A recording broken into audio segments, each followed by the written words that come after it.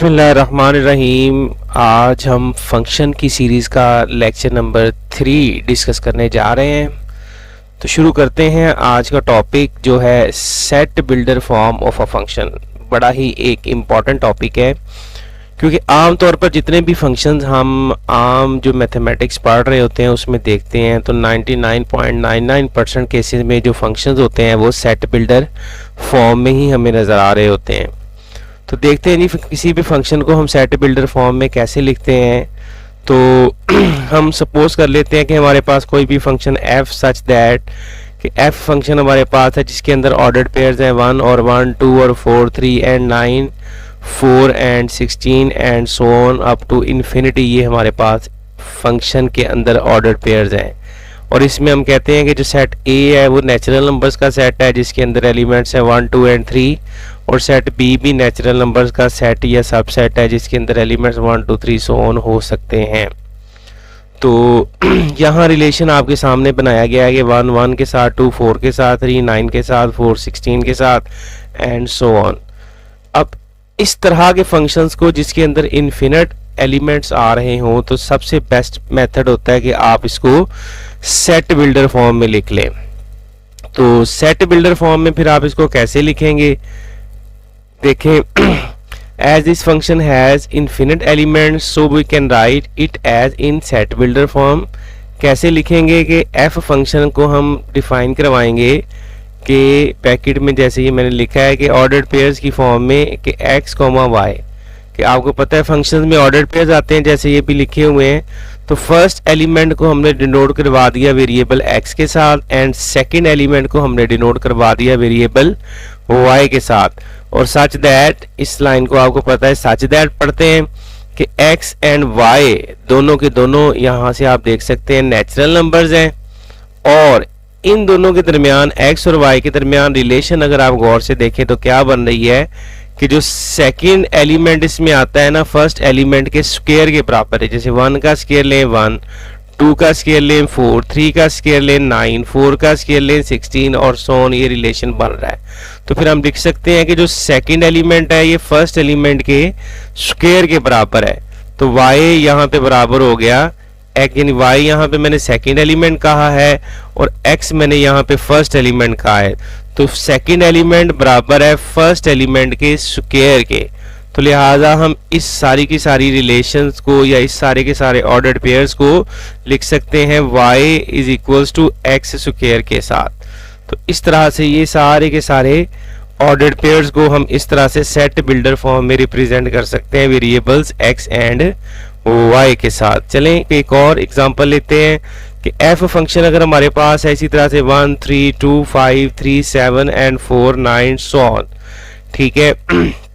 इसमें भी अगर हम a सेट जो है वो नेचुरल नंबर्स ले लेते हैं, b सेट भी इसी तरह से नेचुरल नंबर्स का सेट ले लेते हैं।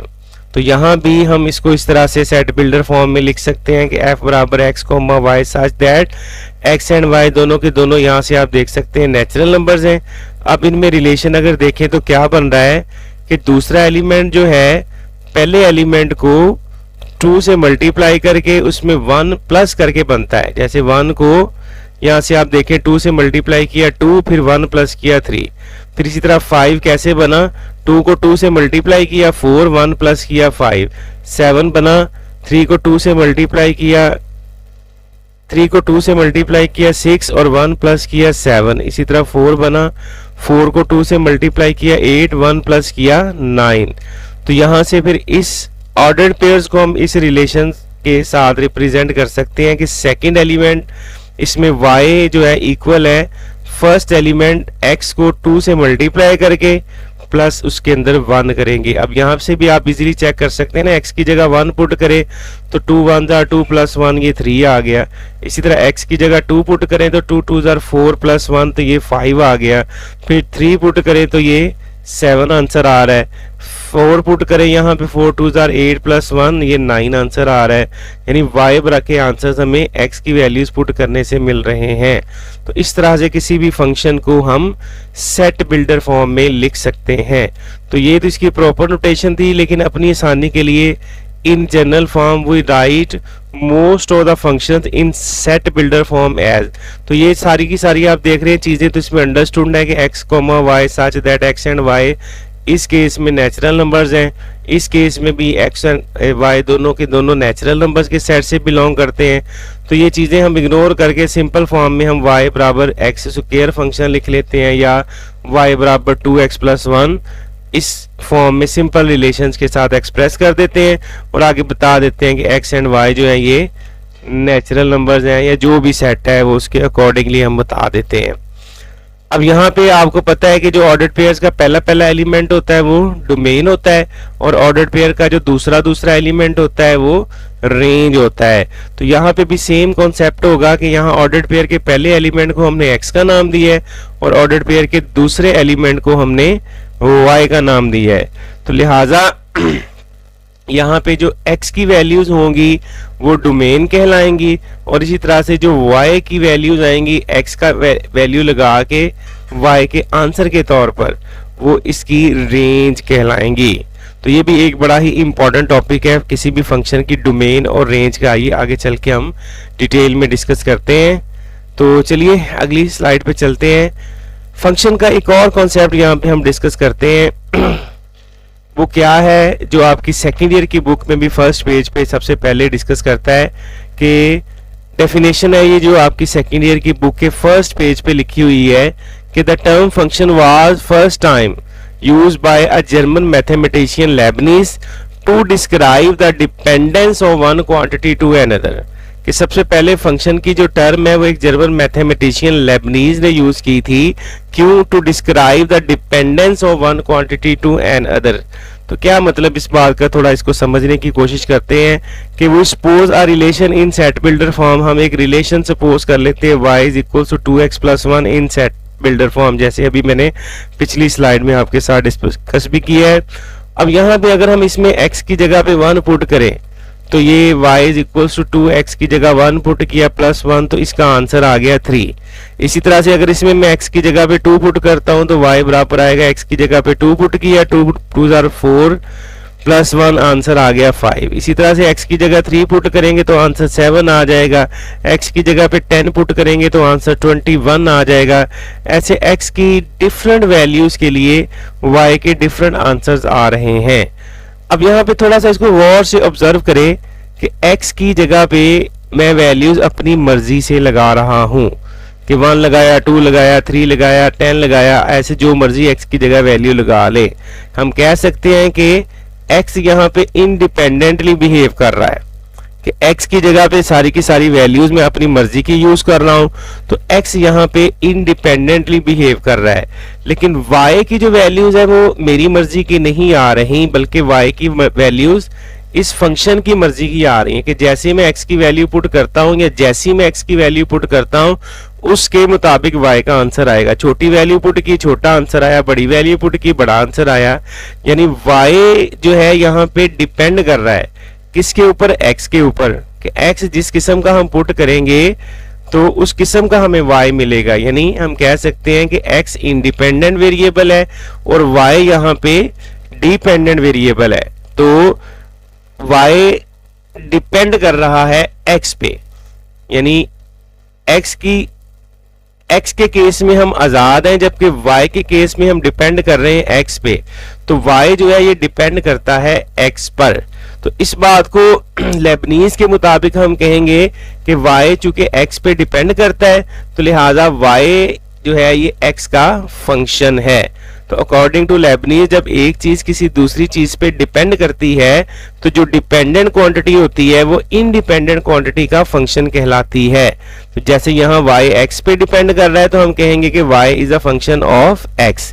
तो इस बात को एक स्विस मैथमेटिशियन आइलर है जिसने इन्वेंट किया एक symbolic way to write the statement कि ये वाली स्टेटमेंट जो y is equal to function of x है इसको मैथमेटिकल फॉर्म में लिखने की एक उसने सिंबॉलिक स्टेटमेंट सिंबॉलिक वे जो है वो इन्वेंट किया। वो ये है कि y is equal to f of x। इसको पढ़ते हैं y is equal to f of x और इसका मतलब होता है कि y is a function of x। अब इसी तरह से कोई भी चीज अकॉर्डिंग टू लेबनीज जब एक चीज किसी दूसरी चीज पे डिपेंड करती है तो डिपेंडेंट क्वांटिटी जो होती है वो इंडिपेंडेंट क्वांटिटी का फंक्शन बन जाती है।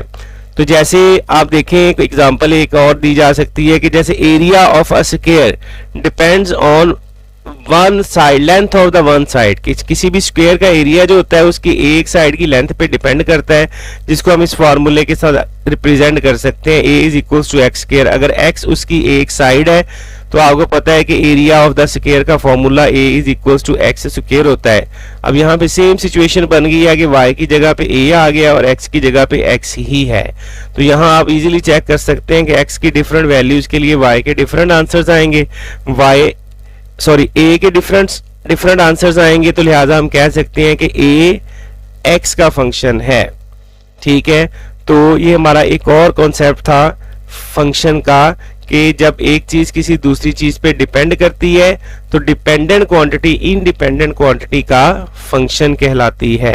चलिए अगली स्लाइड में चलते हैं। तो लिहाजा यहाँ पे हम कहेंगे कि a is a function of x। अच्छा, यहां से फिर एक कंक्लूजन हम ये ड्रॉ कर सकते हैं कि when a variable y depends on a variable x। अब ये बड़ी इंपॉर्टेंट बात मैं लिख रहा हूं कि when a variable y depends on a variable x in such a way that for a single value of x we get exactly one value of y, then this relation will be a function। कि दो हमारे पास, जैसे अभी पिछली slide में हमने discuss किया, ये आपके सामने है कि y बराबर है 2x प्लस 1। अब इसमें जब x की जगह पे एक सिंगल वैल्यू पुट करते हैं तो y का भी आपको एक सिंगल आंसर मिलता है। ठीक है, x की जगह पे 2 पुट किया तो y का आंसर भी आपको एक ही मिला 5। तो इस किस्म का जो रिलेशन होगा कि y x पे डिपेंड कर रहा है, और किस तरह से डिपेंड कर रहा है कि जब हम x की एक वैल्यू पुट करते हैं तो y की आंसर में भी हमें एक ही वैल्यू मिलती है। ठीक है, तो इस किस्म का जो रिलेशन होगा उसको हम कहेंगे कि ये एक फंक्शन है। अगर x की एक वैल्यू पुट करने से y की एक से ज्यादा वैल्यू आंसर में मिलती है तो ऐसा जो रिलेशन होगा फिर वो हम कहेंगे कि फंक्शन नहीं होगा। तो यहाँ पे हम कंक्लूजन ये ड्रॉ करते हैं कि when a variable y depends on a variable x in such a way that कि for a single value of x we get exactly one value of y, then such a relation will be a function. एक बड़ा important और interesting सा यहाँ पे एक MCQ है, discuss करते हैं कि which of the following relation can not be a function. Options आपके सामने है कि इन ऑप्शन में आपने बताना है कि कौन सा जो रिलेशन दिया गया है ये फंक्शन नहीं है। तो ए ऑप्शन ये है, बी ऑप्शन ये है, सी ऑप्शन ये है एंड डी ऑप्शन ये है। तो चलिए इसको चेक करते हैं। जैसे ए ऑप्शन तो अभी हमने चेक किया कि इसमें फॉर एग्जांपल एक्स की जगह पे हम 1 पुट करते हैं तो y का आंसर हमें 3 मिलता है, यानी x की सिंगल वैल्यू पुट की, y का भी आंसर सिंगल ही मिला। तो ए ऑप्शन एक फंक्शन है। हम ढूंढ रहे हैं जो फंक्शन नहीं है। b को भी इसी तरह से अगर चेक करें, y बराबर है 2x स्क्वायर प्लस 1, इसमें भी x की जगह पे अगर हम 1 पुट करें तो y का आंसर हमारे पास क्या आता है, 1 पुट किया 1 का स्क्वायर तो y का अगेन 3 आंसर आ जाता है। तो y x की सिंगल वैल्यू के लिए y की भी सिंगल वैल्यू मिली तो लिहाजा ये भी फंक्शन होगा। सी ऑप्शन को इसी तरह से चेक करें, y स्क्वायर बराबर है 2x प्लस 1, इसमें x की जगह पे हमने 1 पुट किया तो y का स्क्वायर बराबर आ गया 2 इंटू x की जगह पे 1 पुट किया तो ये 3, यानी y स्क्वायर बराबर आ गया 3 के। अब y की वैल्यू जब दोनों तरफ से स्क्वायर रूट लेंगे तो प्लस और माइनस 3 आ जाएगी। सॉरी ये मिसप्रिंटिंग हो गई है कि y स्क्वायर है तो ये अकेला y आना है, तो अकेला y बराबर आना है प्लस माइनस स्क्वायर रूट 3 के। थोड़ी सी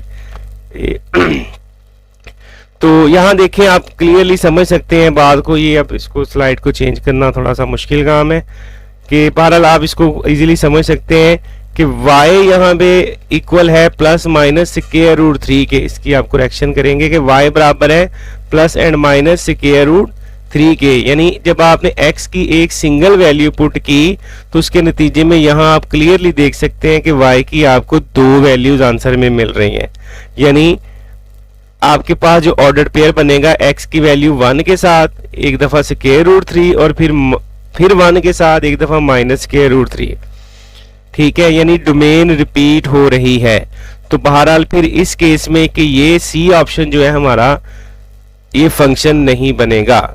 ठीक है, तो इस तरह से हम किसी भी फंक्शन को सेट बिल्डर फॉर्म में देख सकते हैं। ठीक है, तो उम्मीद है जी आज वाली बात भी आपको समझ आ गई होगी। तो नेक्स्ट टॉपिक हमारा इसमें काफ़ी ज़्यादा इंपॉर्टेंट टॉपिक है, जिसमें हम मालूम करेंगे किसी भी फंक्शन की डोमेन एंड रेंज। थोड़ा सा इसको मैं डिस्कस कर देता हूँ, बाकी ज़्यादा डिटेल में इसकी नेक्स्ट लेक्चर के अंदर डिस्कस करूँगा। Finding domain and range of a function, किसी भी फंक्शन की डोमेन और रेंज कैसे मालूम करते हैं। तो किसी भी एंट्री टेस्ट में ये टॉपिक इंतहाई इंपॉर्टेंट टॉपिक होता है। तो एग्जाम्पल्स कुछ डिस्कस करते हैं कि जैसे किसी भी फंक्शन की हमने डोमेन कैसे मालूम करनी है। तो फर्ज करें कि हमारे पास एक फंक्शन है, जैसे पिछली स्लाइड्स में मैंने भी आपके साथ ये डिस्कस किया था। एक फंक्शन है हमारे पास f, जिसके ऑर्डर्ड पेयर्स हैं 1 1 2 4 3 9 4 एंड 16। तो सेट A इसमें n नेचुरल नंबर्स है, B भी सेट n नेचुरल नंबर्स है। तो आपको पता है कि ऑर्डर्ड पेयर्स में पहला एलिमेंट जो होता है ये डोमेन होता है 1 2 3 4, और जो कि यहाँ आपके पास n के बराबर है। और दूसरा एलिमेंट जो 1 4 9 और 16 का सेट बनेगा, जो कि n का सबसेट है, ये रेंज होता है। अब इसमें अगर सेट बिल्डर फॉर्म में हम इसको लिखते हैं तो उसका भी देखें। आपको मैंने अभी बताया कि सेट बिल्डर फॉर्म में x, y such that x and y natural numbers हैं और y बराबर x स्क्वायर के है। तो यहाँ पे फर्स्ट एलिमेंट्स जो ऑर्डर्ड पेयर्स का होता है वो x है, एंड सेकंड एलिमेंट जो ऑर्डर्ड पेयर्स का होता है ये y है। तो यहाँ पे भी सेम कॉन्सेप्ट है कि इन set builder form first element of the ordered pair यहाँ पे आप देख सकते हैं x है, और second element of the ordered pair यहाँ से आप देख सकते हैं कि y है। तो लिहाजा x की जो वैल्यूज हमारे पास आएंगी या यूज कर सकते हैं वो डोमेन बनाती हैं, और y की जो ऑर्डर्ड पेयर में हमारे पास वैल्यूज आती हैं जो हम यूज कर सकते हैं वो रेंज बनाती हैं। तो लिहाजा अपनी आसानी के लिए for the function y is equal to x square हमने इसकी डोमेन ढूंढनी है। तो हमने फिर वो सारी की सारी वैल्यूज लिखनी है, x की जगह पे जो लगा सकते हैं वो डोमेन बनाएंगी, और जो वैल्यूज y की जगह लगाएंगे वो इसी तरह से रेंज बनाएंगी। तो लिहाजा values of x will be domain, जो कि यहाँ इस केस में पिछली जैसे मैंने एग्जांपल डिस्कस की 1 2 3 4 सो ऑन कुछ भी आ सकती हैं, सेट ऑफ नेचुरल नंबर। और इसी तरह से values of y will be range, जो यहाँ पे 1 4 9 16 आ सकती हैं, रेंज बन जाएंगी। यानी x की जगह पे जो वैल्यूज यूज कर सकते हैं वो डोमेन, और y के जो आंसर के तौर पर आ सकती हैं वैल्यूज वो इसकी रेंज बन जाएंगी। अब यहाँ पे अगली बात में बड़ी इंपॉर्टेंट आपके साथ डिस्कस कर रहा हूँ कि for the function such that कि ये हमारे पास है x, y such that y। अब पिछले एग्जाम्पल में आपने देखा है कि यहाँ मैंने नेचुरल नंबर्स लिखे थे, तो x और y दोनों के दोनों नेचुरल नंबर्स आपने लेने हैं, तो ये फिर आपकी डोमेन और ये इस केस में रेंज बनती है। लेकिन अगर यहाँ पे मैं रियल नंबर्स कह दूं कि x, y such that x and y both are real numbers, और रिलेशन वही है y is equal to x square. अब आपको पता है रियल नंबर्स तो आपके पास बेशुमार होते हैं, 1 के बाद अगला नेचुरल नंबर 2 आप बता सकते हैं, लेकिन 1 के बाद अगला रियल नंबर आपके लिए बताना नामुमकिन है। तो ऐसी सिचुएशन में इस रिलेशन को ऑर्डर्ड पेयर में लिखना ऑलमोस्ट नामुमकिन है आपके लिए। तो लेकिन बहरहाल आप इसकी डोमेन और रेंज फिर कैसे चेक करेंगे, तो सिंपल आप यही देखेंगे कि जो वैल्यूज x की जगह पे लगा सकते हैं वो डोमेन, जो वैल्यूज y के आंसर के तौर पर आ सकती हैं वो रेंज कहलाएंगी। यहाँ पे सेट A भी रियल नंबर है और सेट B भी हमारे पास रियल नंबर है। तो in this case writing in ordered pair form जो है वो आपको मैंने अभी बताया नॉट पॉसिबल।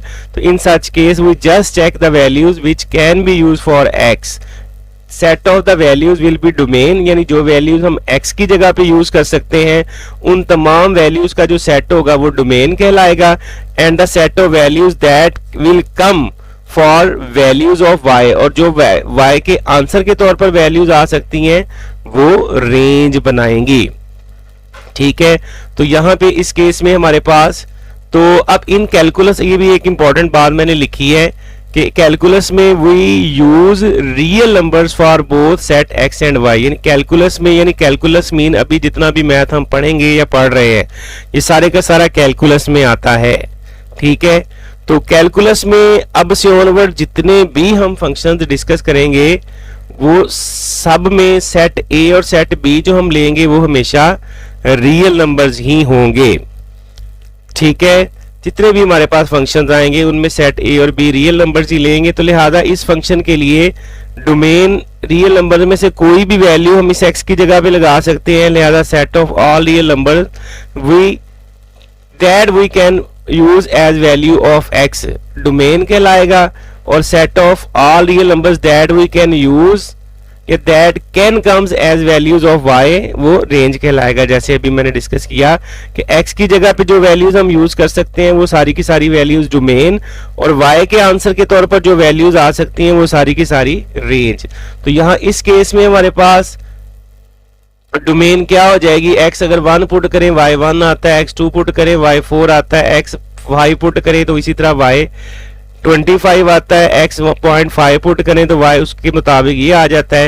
यानी x की डिफरेंट रियल नंबर्स के लिए y के डिफरेंट रियल नंबर्स हमें आंसर में मिल सकते हैं। तो so we have infinite many real numbers that can we use for values of x के x की वैल्यूज के लिए हमारे पास इनफिनिट मेनी रियल नंबर्स हैं जो हम x की जगह पे यूज कर सकते हैं, और there are infinite many real numbers that can be the value of y। इसी तरह से y के आंसर के तौर पर आने के लिए भी हमारे पास इनफिनिट मेनी रियल नंबर्स हैं। तो लिहाजा फिर हम कह सकते हैं कि जो डोमेन है वो भी all set of real numbers हो सकते हैं इसके, और इसी तरह से रेंज भी जो है वो all set of real numbers हो सकते हैं। यानी x की जगह पे हम कोई भी रियल नंबर यूज कर सकते हैं, उसके मुताबिक y का कोई भी रियल नंबर हमारे पास आंसर के तौर पर आ सकता है। तो ये सिंपल सा कॉन्सेप्ट है किसी भी फंक्शन की डोमेन और रेंज मालूम करने का, कि हमारे पास ऑलमोस्ट हर फंक्शन के लिए a और b जो है वो, यानी सेट a हमारे पास जो है आमतौर पर डोमेन और सेट b आमतौर पर को डोमेन होता है। तो a और b दोनों के दोनों जो है हम सेट ऑफ रियल नंबर्स लेंगे। अब उसमें से फिर हमने देखना है कौन कौन सी वैल्यूज x की जगह पे लगा सकते हैं उनका सेट डोमेन, और कौन कौन सी वैल्यूज y के आंसर के तौर पर आ सकती हैं उनका सेट रेंज कहलाएगा। तो यहाँ इस केस में देख सकते हैं कि रियल नंबर में से कुछ भी हम x की जगह पे लगा सकते हैं, तो लिहाजा डोमेन इसकी set of all real number, और कोई भी वैल्यू y के आंसर के तौर पर आ सकती है तो वो सारे की सारी वैल्यूज यानी set of all real numbers ही इसकी रेंज बन जाएंगी। तो काफी ये इंपॉर्टेंट, काफी बड़ा ये टॉपिक है। तो आज का लेक्चर हमारा काफी लेंथी हो गया है, तो फिर इस टॉपिक को यहाँ पे स्टॉप करते हैं। तो नेक्स्ट लेक्चर एक पूरे का पूरा मैं बनाऊंगा जिसमें ये सिर्फ और सिर्फ मैं डोमेन और रेंज मालूम करना आपको सिखाऊंगा, कि जो असल टॉपिक है पेपर का या जिस तरह के MCQs पेपर में पूछे जाते हैं। तो याद रखें डोमेन और रेंज के टॉपिक में से एक MCQ लाजमी पेपर में आता है। तो इस वजह से नेक्स्ट लेक्चर जो मैं आपके साथ शेयर करूंगा ये एक बड़ा ही इंपॉर्टेंट लेक्चर होगा। तो आज का लेक्चर फिर हम यहीं पे एंड करते हैं, बाकी फिर इंशाल्लाह नेक्स्ट लेक्चर में डिस्कस करेंगे।